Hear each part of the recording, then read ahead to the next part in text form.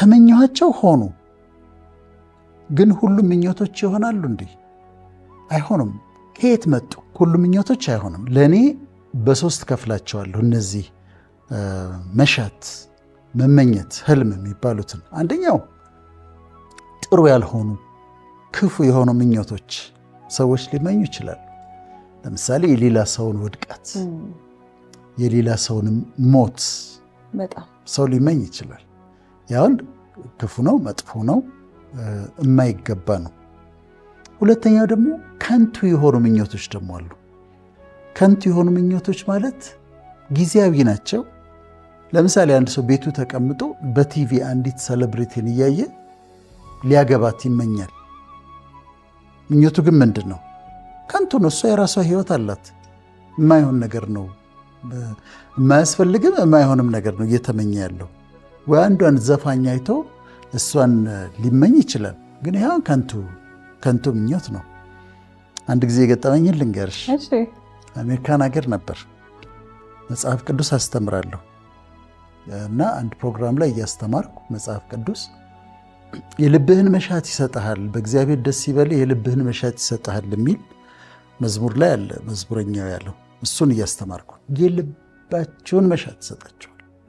he shall give you the desires of your heart እያልኩ አስተምርልሻለሁ። ከዛ ጨርሼ ስወጣ አንዲት ልጅ ተከትላኝ ወጣች። በጣም ነው ደስ ያለኝ በዚህ መልእክት አለች። እና ደግሞ ያው ያስተማርሽው ነገር ደስ አለኝ ሲሉ ደስ ነው አይደል ቢልሽ እኮ ወደድሽው? በጣም ነው ልቤ የተነካው፣ ግን ላናግርህ እፈልጋለሁ አለች። እሺ። እዛ ተወሰነ ቀን እዛ ከተማ ቆይ ነበር እና አሬንጅ ተደረገና እንዳገኛት ሆነ። ባለትዳር አልነበርኩም እኔ። የልብ መሻት ይሰጣል አይደለም ማለችኝ። ያገኘች እሺ እርግጠኛ ነህ አይደል አለች። እርግጠኛ ነኝ እኔ የልቤ መሻት ትዳር ነው አለች። በጣም ጥሩ ነው ታዲያ፣ ትዳር እኮ ክቡር ነው ታዲያ ይሰጥሻል አልኳት። አንተን ማግባት የሚፈልግ ለዚህ መልስ አይኖርም። ምን ይመለሳል? እሷ እኮ ትምህርቱ ላይ ተመስርታል ስለሆነ ተብሎ ይመለሳል። የልብ መሻት ይሰጣል አይደል? እሺ እኔ ትዳር ነው የምፈልገው፣ ከዛ ደግሞ ከአንተ ጋር ነው ትዳር መስራት የምፈልገው አለች። ከዛ እኔ በቃ እንትን ብዬ ኧረ ምን በወጣሽ አልኳት። ምን በወጣሽ አንቺ፣ አሁን አንቺን የመሰልሽ ልጅ እንዴት ትዳር መመኘትሽ ጥሩ ነው፣ ግን እኔ አይደለሁም ያንቺ የሆነ ሰው ይመጣል ምናምን ብዬ አመለጥኩኝ። አሁን ይሄ ግን የማይፈጸም ምኞት ማለት ነው። አንዳንዶቹ ምኞታችን እንደዚህ ነው፣ ዝም ብሎ ከንቱ ናቸው። እሷ እኮ በጣም ትገርም ልጅ ነችና በኋላም በጣም ጥሩ ትዳር አግብታለች። እንዲህ አይነት አሉ። ዝም ብሎ ሴሌብሪቲ መመኘት፣ ያየነውን ነገር መመኘት፣ እንደዚህ አለ። ሶስተኛው ግን እውነተኛ የሆነ ምኞት አለ። አክቹዋሊ በመንፈሳዊው ዓለም ራሱ ነው የሚያስቀምጠው ውስጥሽ።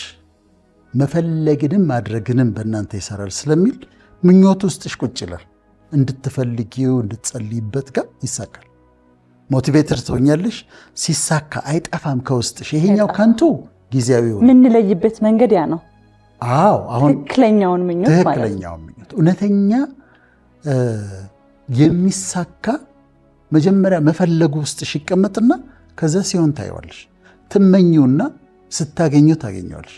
ታለሚውና ስትኖሪው ታገኘዋለሽ። እና እውነተኛ ደግሞ ይሄ ነው ማለት ነው።